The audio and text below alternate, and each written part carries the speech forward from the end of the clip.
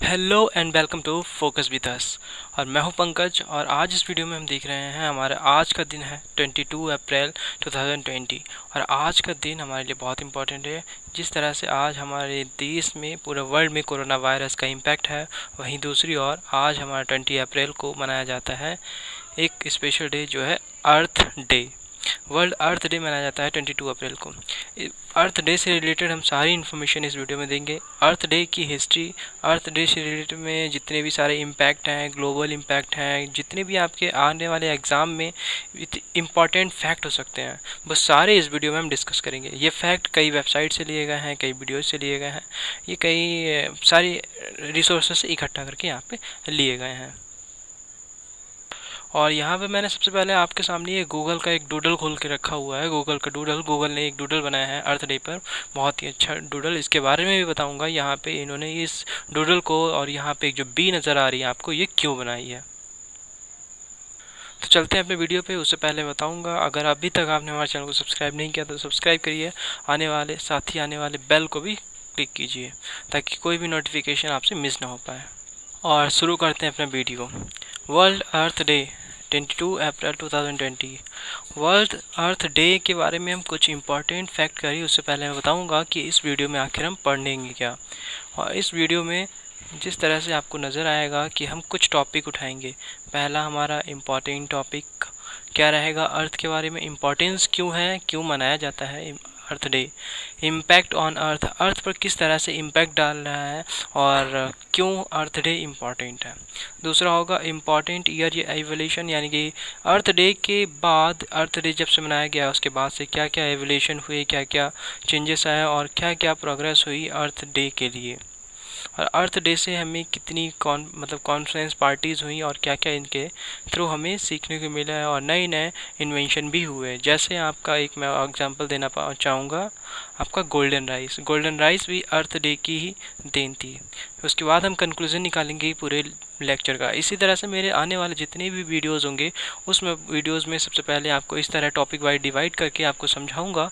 उसके बाद आपको सारा कंक्लूजन एक साथ बता दूंगा। तो चलते हैं अपने वीडियो पे, आगे बढ़ते हैं। पहला है हमारा importance of earth day. Importance of earth day ये कैसे है, आपको पता है हर साल 22 अप्रैल को हमारा अर्थ डे सेलिब्रेट किया जाता है। और इस साल यानी 2020 को अर्थ का 50वां अर्थ एनिवर्सरी मना सकते हो, कह सकते हो कि 50वां अर्थ डे सेलिब्रेट किया जा रहा है। क्यों सेलिब्रेट किया जा रहा है, इसमें हम देख रहे हैं इम्पोर्टेंस ऑफ अर्थ डे, यानी क्या कारण है, क्या इम्पोर्टेंट है। अभी आपने देखा जैसे क्लाइमेट चेंज की पार्टीज़ होती रहती हैं, जिन्हें हम COP13 बोलते हैं, COP15 बोलते हैं। अभी हाल ही में COP15 की एक जो हमारी कॉन्फ्रेंस पार्टी हुई थी, जो फेल हो गई थी, 2019 में हुई थी। ये इंपॉर्टेंट क्वेश्चन जो मैं बोल रहा हूँ वो आप समझते जाइएगा और सुनते, और एक हो सके तो ये नोट डाउन भी कर लीजिएगा अपनी कॉपी में, ताकि इन फ्यूचर अगर कोई भी क्वेश्चन इससे रिलेटेड आपका आता है तो वो आपसे छूट नहीं पाएगा। तो जी, जैसे आप भी मैंने बोला, क्लाइमेट चेंज कॉन्फ्रेंसेस होती रहती हैं। अभी आपकी COP01 से लेकर COP25 तक आपकी कई सारी कॉन्फ्रेंसेस हो चुकी हैं। जो COP25 थी, या इसका जो 15th एडिशन था, वो 2019 पेरिस में हुआ था। इसी तरह से पेरिस एग्रीमेंट में ये डिसाइड किया गया था कि जो हमारा ग्लोबल टेम्परेचर है उसको ज़्यादा नहीं बढ़ने देना है, हमारी इंडस्ट्रीज़ को कम करना है। और इसी तरह से ग्रीन हाउस गैसेस यानी कि जो हमारी CO2 है उसको कम करना है, क्लोरोफ्लोरोकार्बन है उसको कम करना है। इन कारणों की वजह से अर्थ डे आज के दिनों में बहुत इम्पॉर्टेंट है। आज के दिनों में इसलिए भी इम्पॉर्टेंट है क्योंकि अर्थ, कहते हैं कि हर चीज़ का एक बैलेंस नियत होता है, यानी हर चीज़ एक बैलेंस है। अगर कोई चीज़ अपने संतुलन से बिगड़ती है तो अर्थ उसे कंट्रोल करती है। जिस तरह से कई सारी बहुत बड़ी आपदाएं आई हैं, कई बार वायरस के रूप में जो अभी चल रहा है, जैसे corona virus, Ebola virus, SARS virus, और कई सारी बीमारियां आई हैं जैसे जानवर के तरह स्वाइन फ्लू, बर्ड फ्लू और सारी बीमारियां। तो इसका मेन इम्पॉर्टेंट है कि 2 डिग्री सेल्सियस का टेम्परेचर बनाया रखे जाए और इससे ज़्यादा इसे ना होने दिया जाए। तो इसके लास्ट में इम्पॉर्टेंट वर्ड हम बता देंगे, पॉइंट हम बता देंगे। पहले यहाँ पे फिर से समझ लीजिए, आपको बताया गया है कि इम्पॉर्टेंस है क्योंकि जितनी भी हमारी क्लाइमेट चेंज की कॉन्फ्रेंसेस होती हैं उसमें आपको ज़रूर बताया जाता है कि आपका अर्थ यानी क्लाइमेट को कैसे सेव करना है और हमारे कम टेम्परेचर को कैसे मेंटेन करना है। पेरिस एग्रीमेंट इसी पर हुआ था और इसमें आपका कॉन्फ्रेंस ऑफ पार्टी यानी COP25 जो है 15th एडिशन का था और ये आपका 2019 में हुआ था। इसको इम्पॉर्टेंट है इसलिए इसे याद रखिएगा 2019 में। फिर है पेरिस एग्रीमेंट। अब यहाँ पे देखिए जिस तरह से हमारे कोरोना वायरस आ गया, इबोला वायरस आ गया, इस तरह से कई अर्थ पर बहुत सारे इम्पैक्ट पड़ रहे हैं।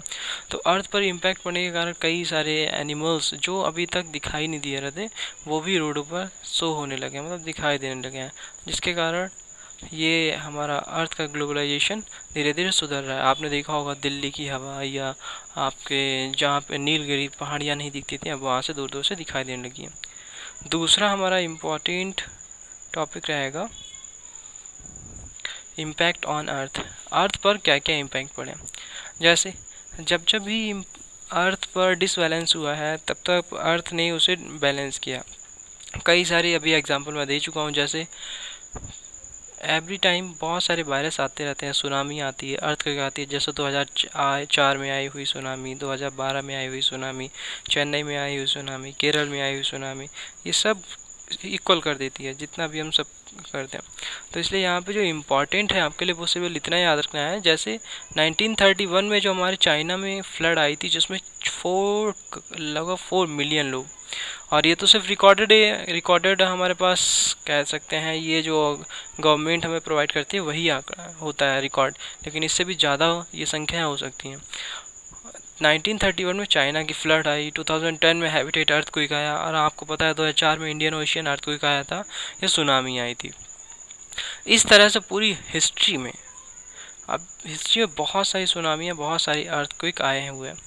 आपको बता दें कि ऐसे लगभग हर साल 2.2 मिलियन का मीन समझ रहे हैं आप, लगभग ऐसे मान लीजिए 22 लाख, ये 22 लाख लोग हर साल मर जाते हैं किसी न किसी वायरस या बीमारी की वजह से। और ये वायरस और बीमारी कैसी होती हैं, नेचुरल होती हैं। जैसे इसमें आपको याद क्या करना होगा, याद रखिएगा, जैसे है पहला है पिग।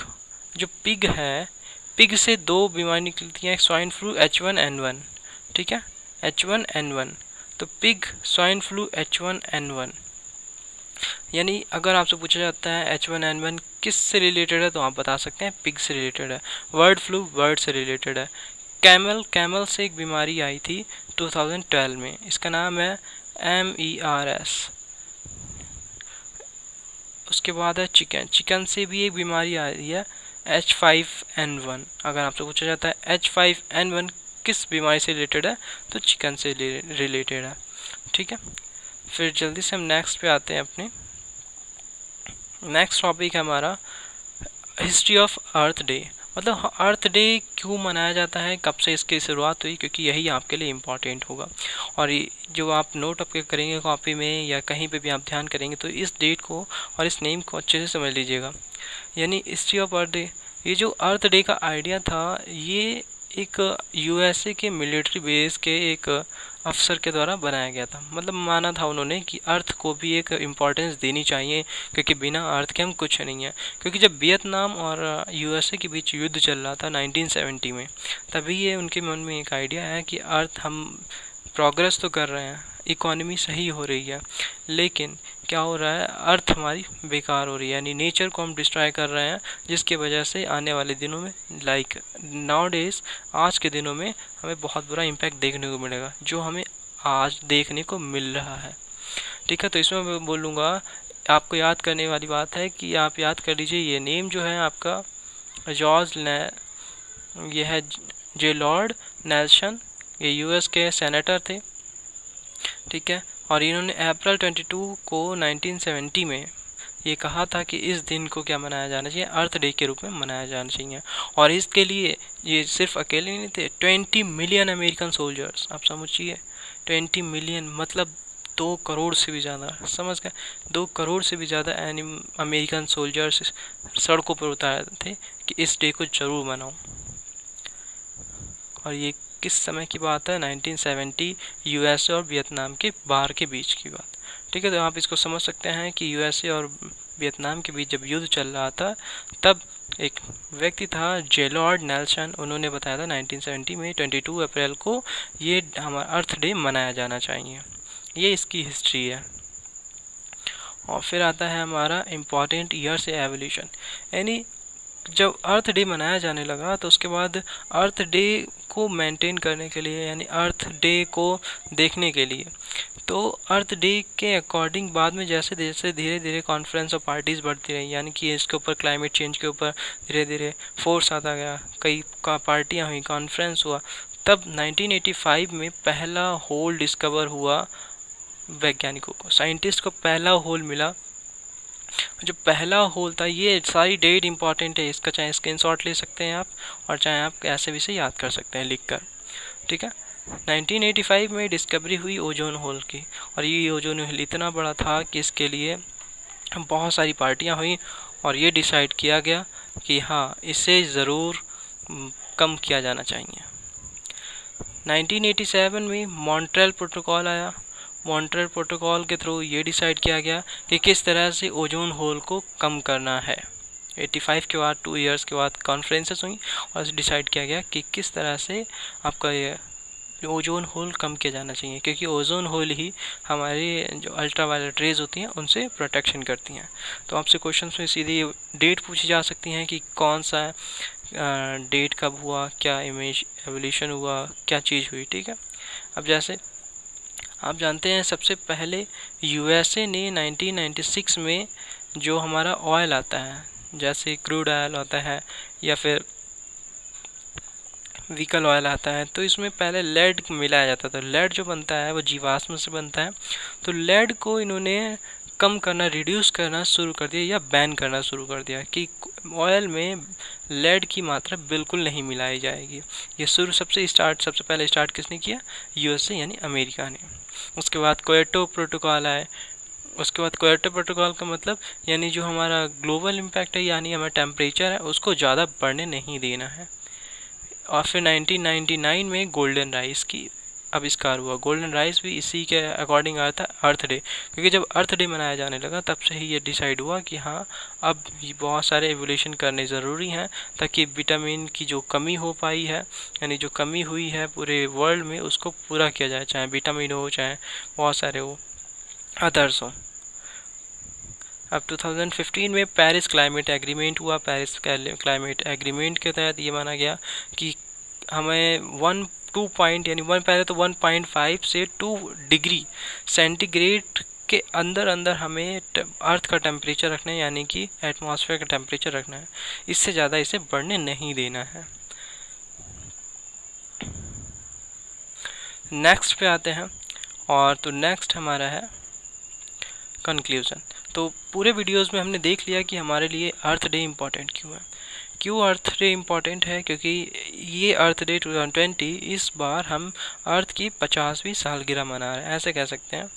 ठीक है, यह कह सकते हैं एनिवर्सरी है इसकी, 15th एनिवर्सरी या 15th birthday of earth day. मतलब अर्थ डे यानी कि पृथ्वी दिवस मनाने की ये 50वां दिन है, जो कल आज था। अब इस तरह से इसमें क्या हुआ, नेचर रिकवरी बाय नेचर, मतलब बहुत सारी डिजीज़ेस आई, Ebola virus, swine flu virus, H1N1 किससे आया था? आप इस तरह बताएंगे पिग से, H5N1 चिकन से। तो इस तरह से क्वेश्चंस आपके पूछे जाएंगे, या आप वीडियो को बार बार रिपीट करके देख सकते हैं। और यानी अर्थ डे की स्टार्ट कैसा हुआ? स्टार्ट हुआ गैलॉर्ड नेल्सन 22 अप्रैल 1970 से स्टार्ट हुआ, और जब बाहर चल रहा था यूएसए और वियतनाम के बीच, इसमें 20 मिलियन से ज़्यादा लोग इसमें इकट्ठा हुए थे। और ये सारी डिस्कवरीज हैं, किस चीज़ की कॉन्फ्रेंसेस हुई, क्या हुआ। और ये भी है कि आप देख रहे हैं 150 सालों में लगभग, ये आपसे पूछा जा सकता है कि 2019 में जो CO2 का ppm था, ppm मीन्स होता है पार्टिकल पर मीटर, मतलब 1 मीटर में CO2 के कितने पार्टिकल्स हमें मिल रहे हैं। पहले 280 हुआ करते थे लगभग 19 के दशक में, अब ये 20 के दशक में लगभग 412 हो गए, मतलब 100 में 2 गुने हो गए हैं, समझिए। अब हमने स्टार्टिंग में देखा था bees are the farmer of the world, मैंने यहाँ पे लास्ट में लिखा हुआ है। आपको पता होना चाहिए कि दुनिया में सबसे ज़्यादा जो फार्मर के लिए इम्पॉर्टेंट होती है वो होती है बी मतलब हनी बी, या आपकी बी कोई भी। वो क्यों होती है? क्योंकि कितने भी फ्लावर्स की खेती होती हैं वो सारी की सारी बी ही प्रोड्यूस करती हैं। वो कैसे? क्योंकि बी उस पर बैठ कर अपने डंक से यानी कि स्टिंग से उसको अंकुरित करती हैं, उसको खोलती हैं। तो इसलिए बीज इम्पॉर्टेंट हैं। इसीलिए आपने देखा कि हमारे जो गूगल है उसने भी हमारा बी का ही यहाँ पे सिंबल आपका बना रखा है, ठीक है। तो इसलिए ये बी यहाँ पे बनाई गई है। तो आई होप ये लेक्चर आपको अच्छा लगा होगा। प्लीज़ हमारे चैनल को शेयर करिएगा ज़्यादा से ज़्यादा, और ऐसे ही वीडियो इंटरेस्टिंग और साथ ही साथ नॉलेज वाले वीडियो आपको आने के लिए हमारे चैनल को सब्सक्राइब कीजिए, बेल आइकन पर प्रेस कीजिए और लाइक कीजिए।